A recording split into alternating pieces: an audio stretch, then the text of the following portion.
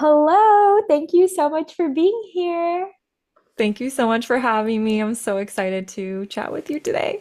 Oh my gosh, well, thank you so much. I just think it's such a gift that the listeners get to hear your story, and I'm so excited to start at the beginning. Tell me about little Allison. What was she like, and what did she dream about? Love her. She, little Allison, was, she loved feeling connected to others. She loved feeling seen and celebrated. And she also loved helping other people feel seen and celebrated. So she was highly empathetic, and tuned into how others were feeling and their emotions. And thinking back to like a couple core memories of my younger self, I'm remembering like that I would cry when my brothers got in trouble, or that if I noticed my dad was stressed, I would ask him to like rate his happiness on a scale of 1 to 10. And if it was low by my standards, I was like, how can we improve that? So I think there was always a little coach in me, but something I noticed when I look back is that I loved people, I loved connection, and I loved connecting with people in a way that made everybody feel good. So that was very young Allison, and Allison, a little bit older, but still young, she dreamed of being, like a makeup engineer or like an influencer or like a wellness and fitness girly, a YouTuber. Really just this notion of inspiring others because when I was younger, I didn't find a lot of my inspiration from the people immediately around me. I was actually so blessed to find some people on the internet who just like totally inspired me and taught me so much.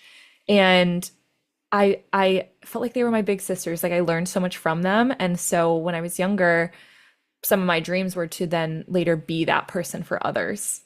And it's kind of cute because now I'm kind of doing that. But that's a little bit about younger Allison.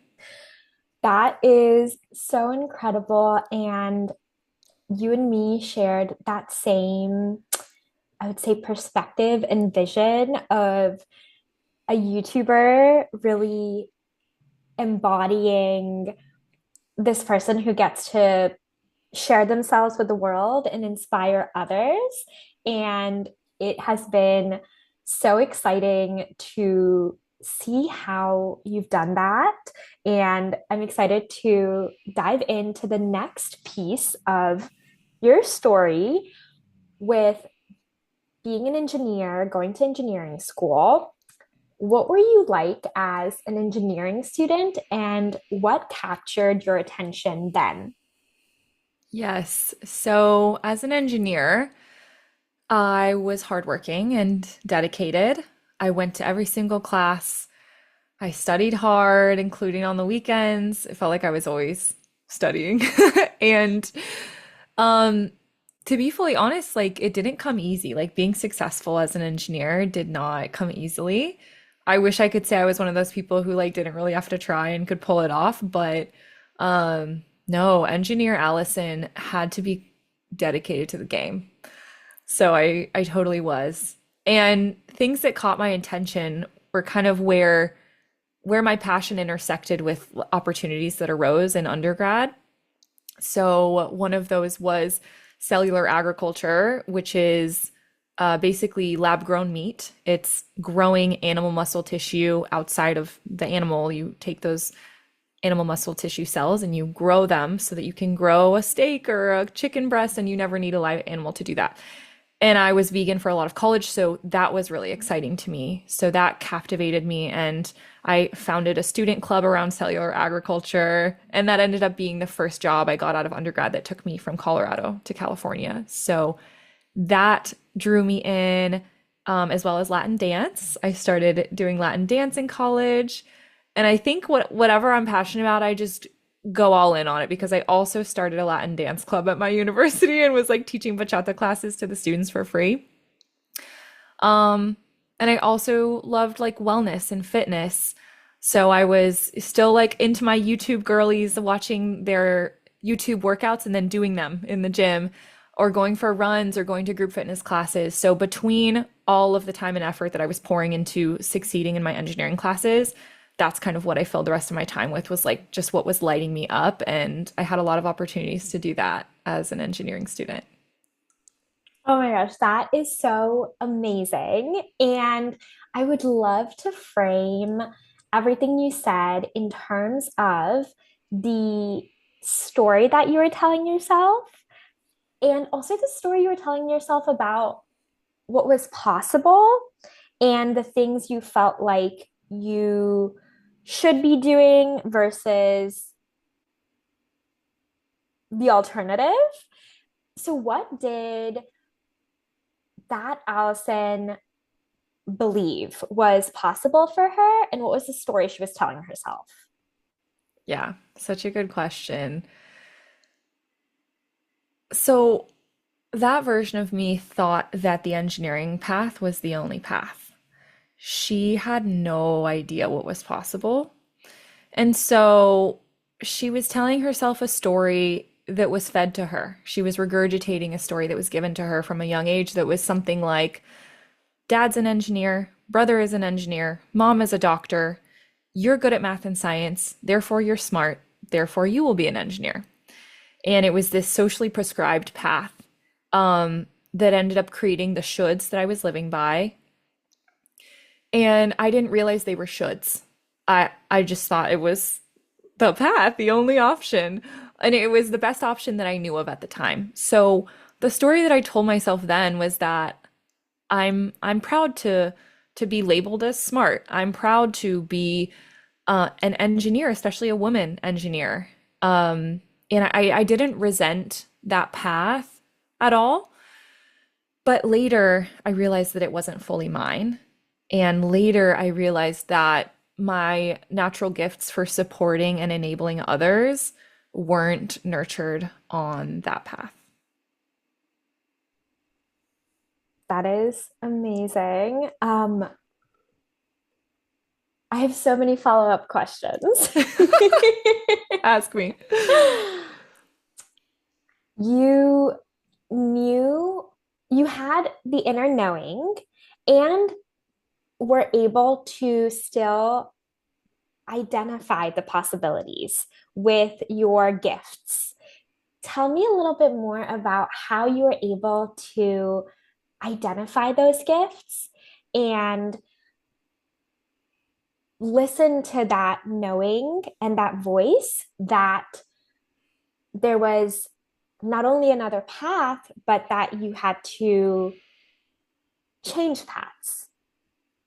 Yeah, I love this question. I would say I didn't know that I had whatever gifts that I might acknowledge that I have now. Um, Really knowing that there was a different path or realizing there was a different path wasn't something that occurred in the moment. It was something that occurred a little bit more in hindsight. What I did was just like things that lit me up. I couldn't help but pour my energy into those things. That's just like, I don't know why, but that's how I operate. Like it feels, I just can't not listen to that. And so as I moved towards these things, it was naturally moving towards my gifts, right? Because when we're in alignment with what we're here to do on this planet in this lifetime, like those are our gifts. So those are the thing that light the things that light us up. And so being unaware of whatever gifts I actually like was possessing, I was moving towards my light and letting that guide me. And doing that is what slowly illuminated this other path. My little light illuminated this other path, but I had no idea I was even illuminating another path. It was just like me doing the things I should do that it's the best thing I know to do. And also, I love this thing. I love dance. I love cellular agriculture. I love wellness. And so I can't not pour into that too. So it was like the path was unfolding because I was so in tune with where my heart wanted me to go. And in that, I was also cultivating my gifts. And in that, I was also illuminating the path.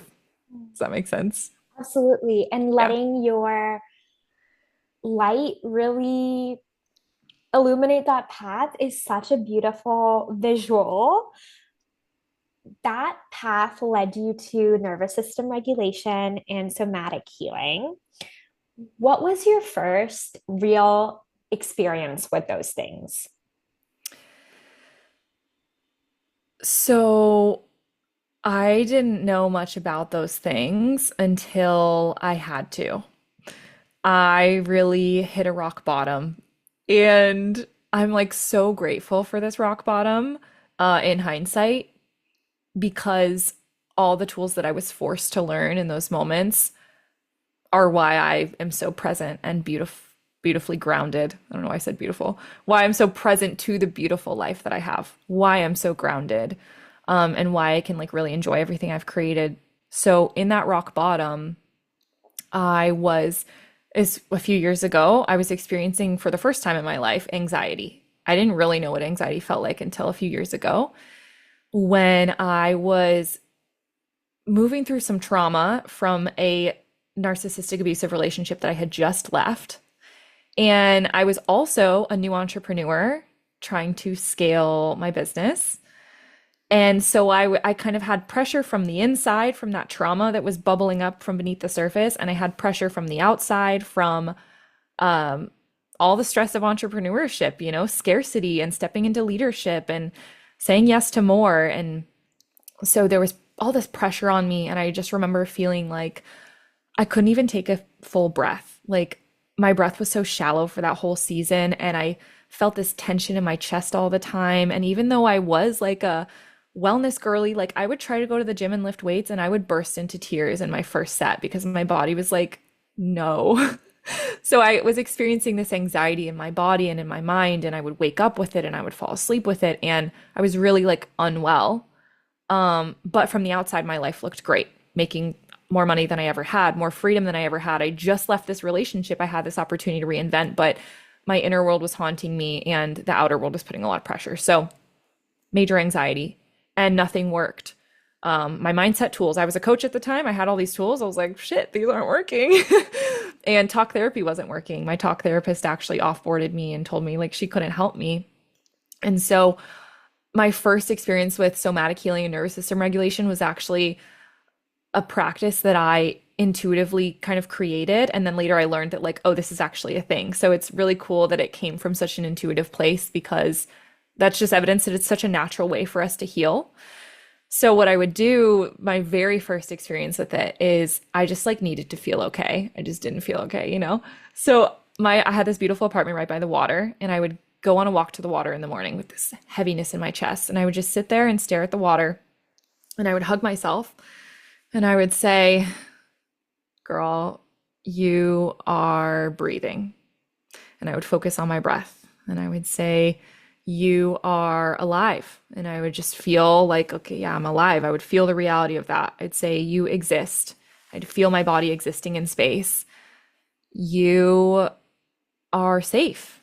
This is enough. I had to really redefine what safety meant because I realized my body and my mind really didn't believe I was safe. And that's why all this anxiety was coming up, even though I was safe, everything was great.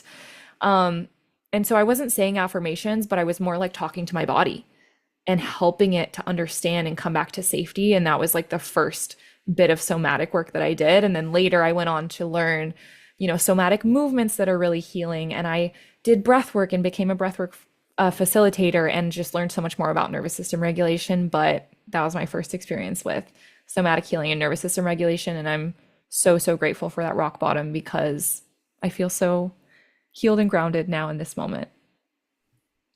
Oh my gosh. I can so relate to the rock bottom being so pivotal in unlocking all of these tools and us amassing this toolkit to really serve ourselves and then use it to serve others.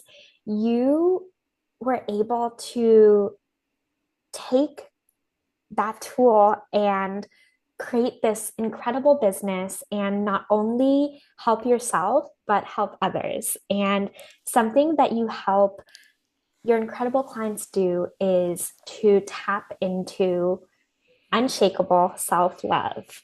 I was hoping you could describe what that has felt like to you, how you've cultivated that as you've rewritten your story, so that listeners can plant the seeds to do the same. Mm-hmm. I love it. Well, unshakable self-love is so valuable, so important, and it has served as a foundation for me to follow my heart, loving myself and what my heart wants more than loving what other people want for me or what everybody else is doing. So that unshakable self-love is like this sense of no matter what happens, I always choose me, and offering yourself, the same love and support that you might extend to the people that you love most. And I forget the next part of your question. How do you think listeners can begin to plant the seeds for unshakable self love, given that it can take years um, to deeply access it, but we Mm. can always be planting the seeds. Yes. We we all have different, experiences that might cause us to move farther away from ourselves and to reject ourselves just like other people did to us. And so in helping my clients move closer to unshakable self-love, my job is really to like remind them of their wholeness and help them see and experience their wholeness. And once you remember it, you can access it more often or you can see it in more places. And so the best way I can describe it is like there's so many opportunities where you could either choose to abandon yourself or you can choose to love yourself relentlessly. I mean, there's also like an in between, right? But it's like showing them where those moments are, where they could show up more lovingly for themselves, shining light on those moments and helping them plant seeds of what it would look like to show up in loving wholeness instead. And giving them tools and giving them examples and having them really pay attention to that. Because if it's something you want to work on, like there are tools to help you do it. And if you place your intention and your energy there, it's a skill you can build. Loving yourself is a skill.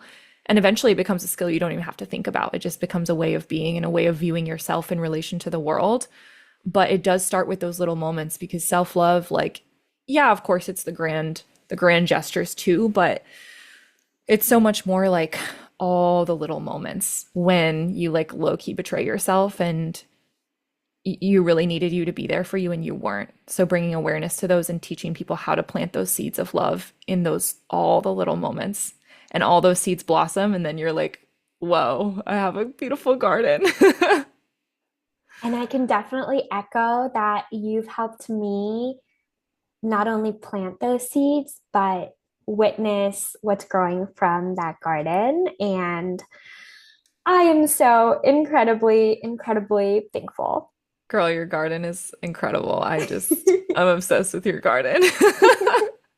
So I loved everything that we covered so far, and I would just love to go into what it was like to really pivot from this one path to another. Could you paint a picture for us of what that was like, what the version of you then was thinking, and how she was beginning to let that path unfold for her and the steps she was taking to do so? Yeah, totally. So I was on this path that was the only path I knew.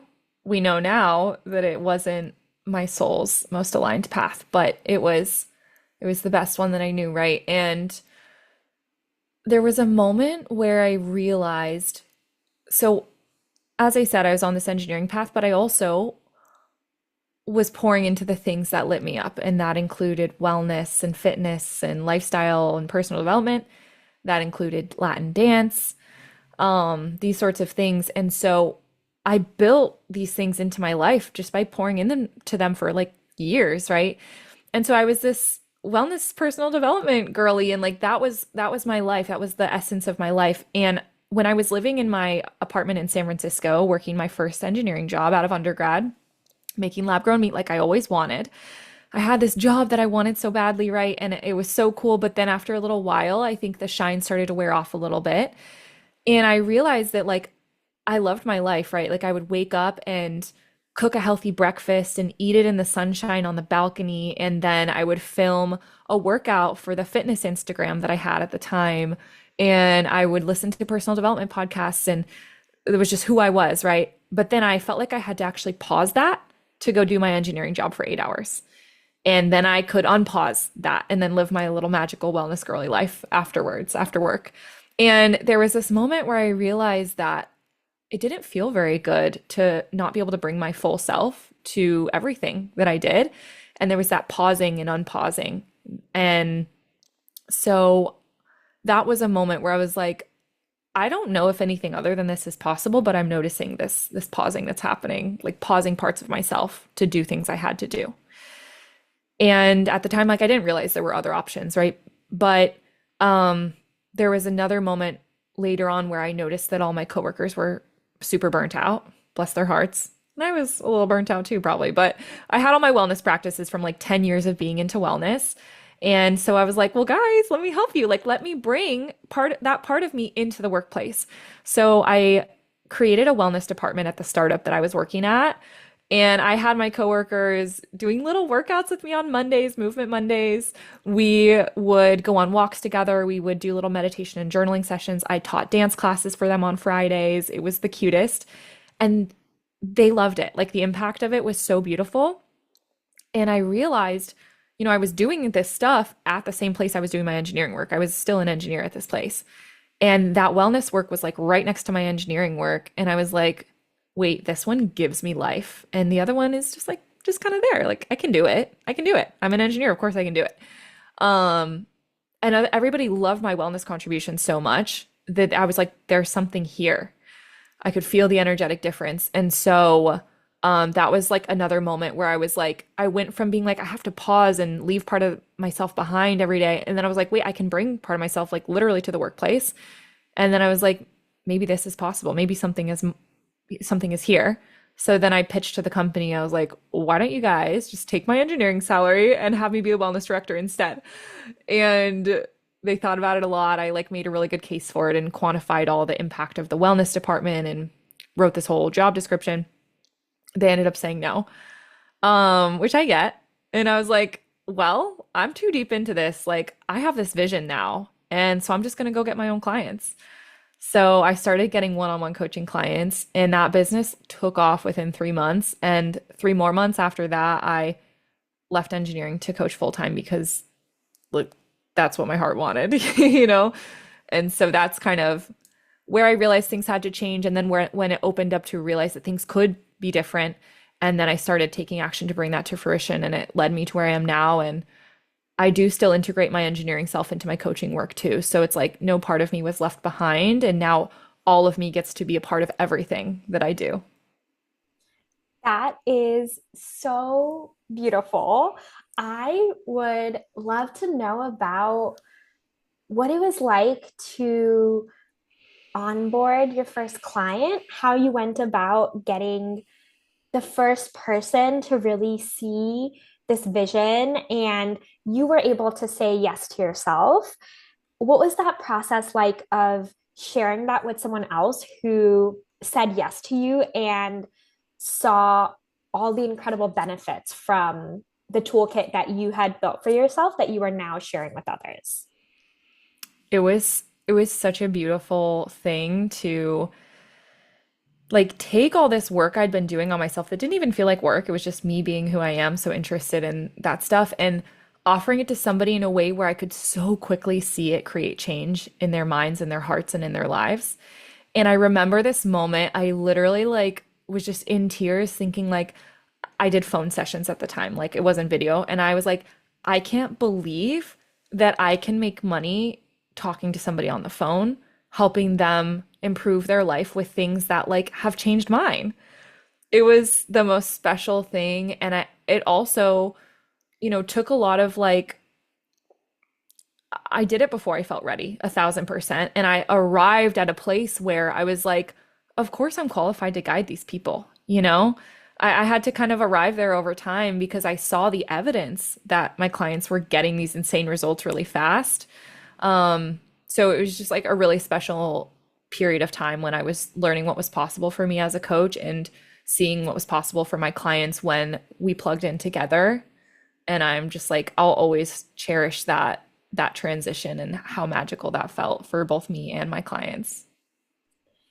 For the listeners who are really curious about the tools that you shared, I was wondering if you could help define what nervous system regulation and somatic healing is. You've described it in practice so beautifully with that story of you by the water. How can people really start getting engaged with this in their own way, whatever step they can take towards this? Hmm. Um, Firstly, how do we define it? Secondly, what would be a really good way for them to just dip their toes in? Yeah. So they're related. Nervous system regulation and somatic healing are related. And nervous system regulation is basically managing stress and emotions and in a way that allows you to feel calmer and more clear and more grounded rather than anxious and overwhelmed and unsafe and stressed, right? And somatic healing is releasing stored stress and emotions through the body, using the breath, using movements, using sensation in the body. So when you do somatic healing, you are regulating the nervous system. And people can start to dip their toe into it. I would say, like, one of the biggest things that was like really a first step for me was starting to uh, rebuild a relationship with my body, actually build a relationship with my body because even though I was a dancer at the time, like I had no relationship to my body at all. It was kind of like I thought that the mind was where it's at. But I've realized through my rock bottom I mentioned that like the body actually holds so much wisdom, so much power, and the body knows first. The mind gets on board second, I would say. And so the way to start dipping your toe in with that is to start to one, like think about your body differently. Like your body has such innate intelligence and wisdom. And I remember like I went to go see a health coach at one point in time, and this is when I realized I had no relationship to my body, was that I was telling her like, oh, I want to improve XYZ about my health. And she was like, let me stop you. I will give you strategy for that, but it seems like you're treating your body as a problem to be solved. And that statement literally brought me to tears. And I realized like I am not like loving and cherishing and honoring my body. And so of course it's screaming at me in all these ways of like health problems. It's screaming at me. It's asking for my attention and my support because I can't hear it. I can't listen. I don't know how to communicate to it. So it has to scream. And it doesn't, not everybody's body will scream, but it's like, even if your body's not screaming, it's valuable to start to think about your body as something that's like so divinely intelligent and like give yourself hugs and like give yourself a kiss on the shoulder or just start to honor your body and view it as something like so special and so powerful. And another thing I would say is like tune into physical sensations that you feel in your body. When people say feel your feelings, everybody thinks it means go into the story about why you feel sad or why you feel angry. That is not feeling your feelings. That is feeding the story. And sometimes it is helpful to talk about it, to think about the story, to understand it in your mind intellectually. But really, what feeling your feelings is, a feeling is just energy in your body. It's a sensation in your body. That's why you know you're feeling the feeling is because it's in your body and it's in your mind second, right? There's a story about why. So, if you can tune into physical sensations in your body, that's called sensation framing. It's something that I teach my clients and just a free tool that literally anybody can use. And the last piece to dip your toe in would be like the breath is so key and so powerful and something we do. We take our first breath when our life starts and we take our last breath when our life ends. And everything between your first breath and your last breath is life. But your breath will indicate how your life is going. When my breath was really shallow, I was not okay. Now I can take deep breaths all the time, and that spaciousness in my chest represents that spaciousness in my life. And so I would say pay attention to how you're breathing, because how you're breathing is how you're living. And do some breath work and love on your body. And like those are just like really accessible tips to get started. All of these tips are such gifts. I know that if I were a listener, I would be immediately taking notes here and subscribing to all of these tools. I am already a subscriber to all of these tools that you've Yes. shared. And what I'm so curious about is given just how many clients you have and how many people you've been able to positively impact from your experiences, what would you say are the tools that your most successful clients are using in their day-to-day lives? So what are they subscribing to? Mhm. And what have you really seen them implement that's really allowed them to thrive in whatever ways that they've chosen to define thriving? Yes. Yes. We all have a different definition of what a rich and beautiful and thriving life looks and feels like. So, some of the tools that my most successful clients are really implementing into their daily lives would be number one, creating a lifestyle and structure that supports their highest self and activates their magic. And that looks different for everybody, right? For me, that's doing a meditation first thing in the morning to close my eyes and connect to the divine and remember my own power and remember my own wholeness, and then approach the day from that lens, right? For me, that's cooking a nourishing breakfast and moving my body and getting outside and feeling the sun on my skin. These things just, I don't know what it is, but my soul just loves them. And so for me, when I choose to add that loving structure into my life, I'm so much more set up for thriving and success in the rest of my day. So, whatever that is for those clients, that would be number one. Um, Number two is following what lights them up and learning how to listen to that and having the self trust and self love to pursue that. Because a lot of people are living from shoulds to where they push away those things. Or people are having this need to control where they need to see the whole staircase in order to take the first step. Whereas, really, my most successful clients learn how to trust themselves enough to trust in the unknown and trust in their heart feels pulled towards something. They don't need to know. It doesn't need to make sense. I just follow it because I love it. I'm doing it for the journey because I love it, not because I need it to lead somewhere and I need to know exactly where it's going to lead. So it's that skill and that tool of following what lights you up. And the last piece would be doing the inner work. My most successful clients, they're not just trying to manipulate the whole world around them and thinking that it's going to change how they feel inside. They know that if their nervous system isn't regulated, the way that they show up will reflect that. They know that if they don't have somatic healing tools to connect to their body, then that disconnect will cause problems. They know that deep in their subconscious, that's what's their subconscious is driving how they show up, right? And so they know how to do the reprogramming to those past traumas and limiting beliefs that are taking the past and projecting onto their future. And because they can do all these mindset shifts and work with their body and do the inner work, they create this beautiful landscape, this beautiful garden on the inside, and that then gets to spill out of their soul and reflect on the world around them. They create the life they want from the inside out rather than trying to manipulate everything around them and thinking it will change them inside. So, yeah, those are the three things I would say my most successful clients use, and those are the three things that I still use all day every day.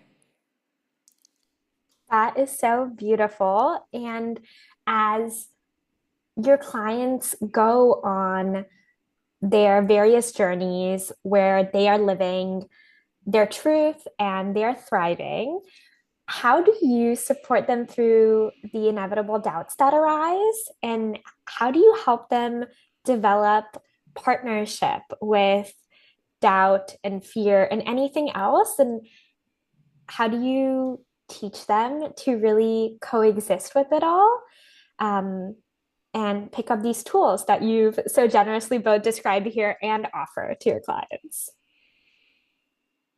I love that you said partnership with fear and doubt because a couple things come to mind here, but one of the biggest things is helping them adopt a philosophy that a big determinant of success, and success being your definition of that rich, beautiful, vibrant, fulfilling life. A big determinant of that is our capacity to um, have space to hold fear and doubt and to alchemize it back into love and to not let it stop us from where our heart wants us to go. But so many of us don't have the capacity to feel safe when fear and doubt comes up. We need to move the other way. And people teach us to run away from our emotions. Like society teaches us that and teaches us that it's not safe to fail. It's not safe to doubt and to be afraid. And so it's really getting my clients on board with the fact that fear and doubt, we welcome them. We love them because they're here to help you and support you and keep you safe.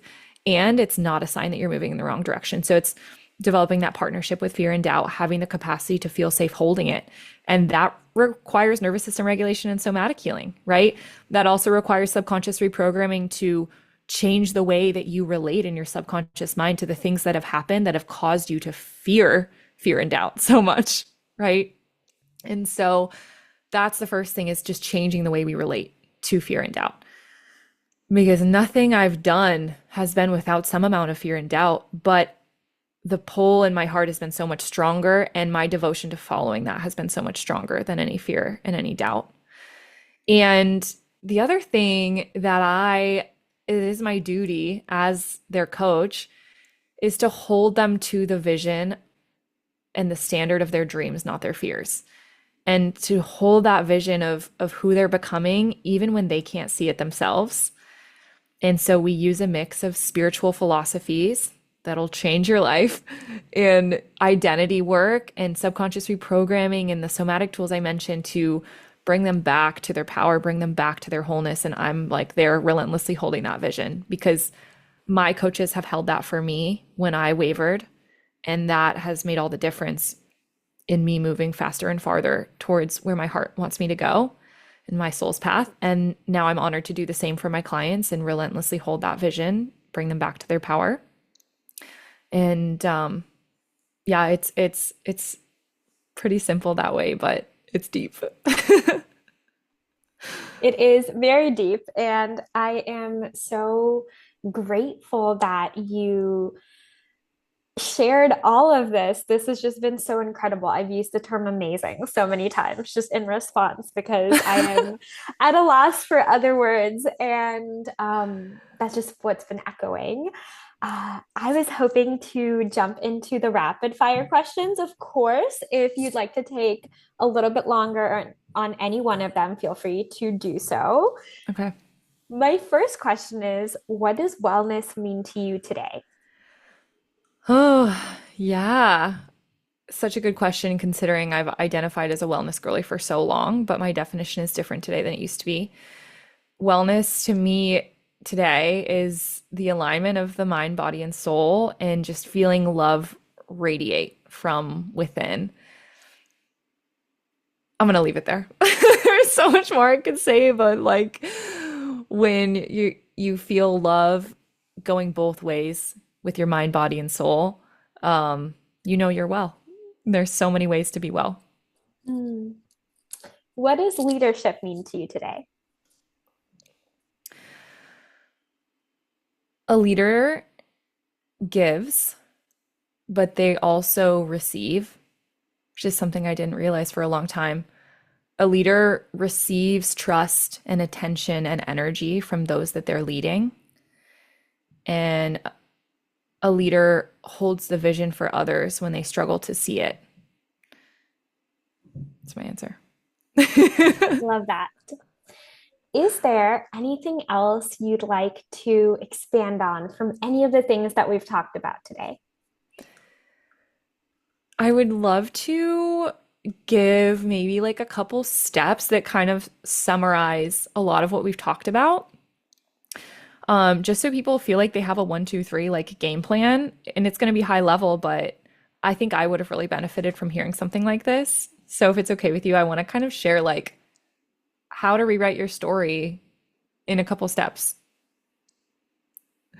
So, number one, I would say following that pull in your heart and letting it guide your energy and your actions and honoring it even when it doesn't make sense, because that guidance from your heart is so much more wise than often the guidance from your brain is. And because when you pour into the things that your heart wants you to, you're already winning because you're doing something you love. And oftentimes it's likely that that thing will blossom into something bigger and something so beautiful because you placed your energy there. Where you place your energy, those things will expand. And so don't do it because you need it to turn into a career. That's never why I did anything that ended up turning into a career for me. But follow the pull in your heart, step one. Step two is surround yourself with expanders, proof of what is possible, people who are living the life and embodying the things that you want to eventually have, and surround yourself with them to the point where it's the new normal and it's obvious that you can have it and be it too. That's what I was doing when I was watching all my favorite YouTubers for the past 10 years, is like these wellness girlies. I was like, me too. I'm a wellness girly too. No one around me was a wellness girly. You know, I surrounded myself with those people till like it was the new normal. And I was like, obviously, it's a natural extension of the environments I've been putting myself in virtually, granted, but for me to start to embody that too because I wanted to, right? And same thing with starting my business. Like I surrounded myself with people who showed me what was possible with entrepreneurship, and that expanded me into seeing realities that I never could have fathomed before. So surround yourself with people who are an example of what you want to create. Consume their content, hire them, ask them to teach you how they are doing it, especially if you feel like they're a couple steps ahead of you. So step two is those expanders. And step three is doing the deep inner work, you know, removing subconscious blocks and the beliefs that are lingering beneath the surface, keeping you stuck, and, you know, working with your body because that's so much of your being, and working with yourself rather than in spite of yourself. If you don't do the inner work, you're basically driving with the parking brake on. So when you listen to that pull in your heart, it'll guide you in the right direction. When you surround yourself with people who are an example of where that pull in your heart is leading you, they will help you get there farther and faster. And when you do the inner work, you'll be driving with no parking brake on, and your life will transform in ways that you never could have predicted. And you don't have to waste time struggling or feeling unfulfilled because that's the path that you're creating. Thank you so much for that playbook that your younger self was brave enough to just go fully headfirst into and shine their light on, and steps that will really help listeners find that courage within themselves and really just like activate it and go forth. And I am so grateful for all your wisdom, everything that you have shared here today, everything that you've shared with me personally that you can now amplify into this space with these listeners. I know I will be plugging in all your offerings into the show notes, but is there anything else that you would like to shout out in terms of your offerings? Uh, I would love for everyone, if anything I shared resonated, to come hang out with me on Instagram. That's the best place to find me. And if you tune into this podcast, I would love to offer you a free nervous system regulation and somatic healing meditation, just so that you can start to have a tool for this work. So if you just DM me on Instagram and tell me you came from this podcast, then I will send you the free resource. And if you feel called for deeper support, I'll also have a call link where we can hop on a no pressure free call and just chat through how I can support you. because life is a playground and we're here to play and laugh and dance and create magic. And on my Instagram and through connecting with me in a call, I want to help people remember that and remember that they have access to that in every moment. So, this is such a fun conversation. I'm so grateful and excited that the world will hear this and that we got to have this conversation between the two of us also. Oh my gosh. Yeah, they are so lucky to have these resources. I love them. Oh my goodness. Well, thank you so much for your time. Thank you once again. And to anyone listening, yeah, Allison will really change your life. So I hope you take her up on her incredible offerings. Aw, mwah. Thank you.